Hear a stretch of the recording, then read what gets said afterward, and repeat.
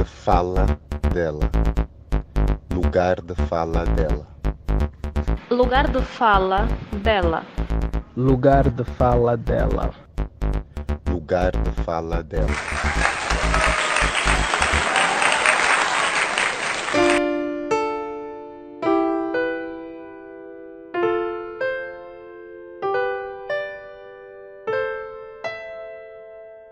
Os poetas não vivem só de realidade. Do ódio me fartei, infartei, como um psicopata psicografei nas linhas do tempo um tanto de versos numa das minhas viagens pelo universo. Das palavras, tal como o planeta Terra, encontrei o equilíbrio na lua, cultuei em rituais espirituais aos meus ancestrais. No âmago das estrelas, orbitadas na poeira cósmica, levitam-se almas com a força da gravidade, plantam sementes com a gravidade da verdade nas palavras faladas, lavradas em sonhos que brotam em solos inférteis. E falando em sonhos, um homem sem sonhos equivale a um corpo sem alma, a um soldado sem arma, um dedo no gatilho para duas opções, exprime ou comprime. Literatura marginal é a única arte que exprime, marcas que nenhuma impressora imprime. Eu tive que ser firme quando quase caí no mundo do crime, decidi não ser vilão deste filme, violento e bruto, puto, fruto do sexo trântrico entre uma cristã e um satânico. Preso na prisão e pressão da depressão que só atrapalha. Aos 3 anos, vim pegar numa navalha para cortar os meus pulsos. Em avulso, a volta e avultado de livros de autoajuda que não desmistificam o espírito kamikaze. E a metastase nestas frases, fiz as pazes comigo mesmo assim que sem traves meti fora metáforas nestas frases. Damn, era só escuridão quando o corpo da velha acendeu como uma vela naquela radiografia. E o Sam dizia, quando a vida fica vazia, faz ela virar poesia. E o diagnóstico concluía, deformação das células que espalha o cancro pelo corpo, enquanto no pranto eu chorava num canto como o triste coro de um canto. Profundo no fundo eu já estava meio defunto, fundido e difundido no fundo desta terra onde enterrei a matriz do meu mundo. Mãe, é treta.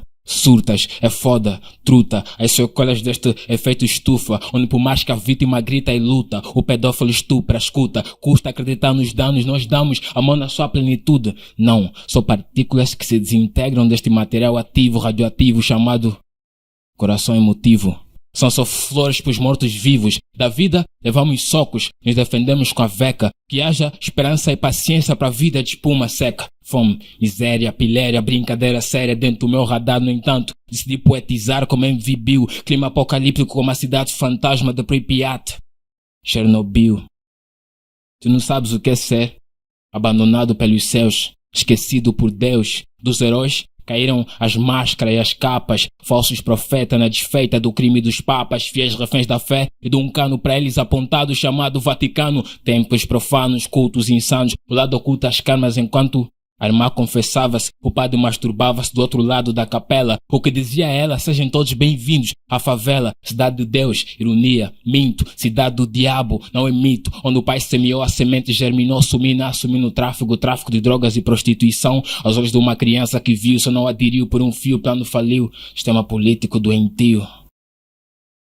Não importa se o neonazista ou neofascista vai verme como um verme, e o povo como Júlio Verne, porque nas terras da guerra onde o ódio reina, os suicidas também anseiam por vida eterna. Paradoxal, em esta crise existencial fui dado como um ser iluminado, e a liberdade fez-me preso na alegoria da caverna que dizia: é um só mundo para duas filosofias de vida, revide para viver ou resigne para sobreviver. Equilíbrio.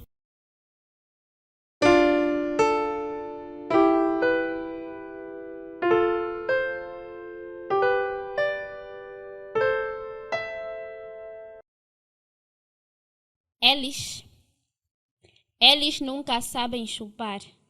Sim, eles nunca sabem chupar. Ele disse isso enquanto afastava as minhas pernas. Me deixou aberta. A visibilidade da minha cueca vermelha fez seus olhos se acenderem, meus instintos ferverem. Eles nunca sabem chupar, disse ele beijando os dedos dos meus pés, sem deixar de penetrar meus olhos. Apertou com tanta força as minhas coxas, acariciava as minhas virilhas e repetia vezes sem conta. Eles nunca sabem chupar, eu me derretia com a maldade no seu olhar. No fundo sabia que ele estava faminto para me devorar e aquele atraso, aquela espera, me faziam delirar. E ele não parava de dizer que eles nunca sabem chupar, com seus dedos em cima do tecido da minha cueca, tecido esse que o separava da entrada da minha caverna. Sussurrou: vermelho, cor da paixão, e isso me deu ainda mais tesão. Ele passava os dedos sobre ela cada vez que apertava. Eu suspirava. Ele me olhava, parecia querer me matar de excitação. Continuou com os toques, só se ouvia a velocidade da minha respiração ofegante. Essa tortura era tão excitante, não só para mim, mas para ele também. Naquele momento eu era sua refém. Ele aproximou a sua boca da minha entrada, afastou a cueca com os dedos, começou a soprar. Senti calafrios, um frio que esquentava mais o meu desejo. Ele passou a língua de leve, olhou para o meu rosto e eu apertava os dentes. Ele sorriu para mim e disse: eles nunca sabem chupar. Então começou a chupar. Eu sentia ele engolir os meus fluidos, não tinha força para travar os meus gemidos e gritei enquanto apertava os lençóis da cama: eles sabem sim chupar. Eu já estava queimando em chamas. A minha explosão estava próxima e ele sabia, pelas palavras obscenas vindas da minha boca, a pressão que eu rebolava o meu quadril. Não sei em que momento, acho que de uma forma sutil e rápida, ele penetrou. Senti dor, mas já não importava. Com os olhos fechados eu só gritava para ele acelerar. E ele fazia devagar cada vez que me mandava repetir. Abrandava os movimentos para me torturar. Eu não sei onde eu tirei voz, mas eu disse sim. Alguns sabem sim chupar. E me vi. Obrigada.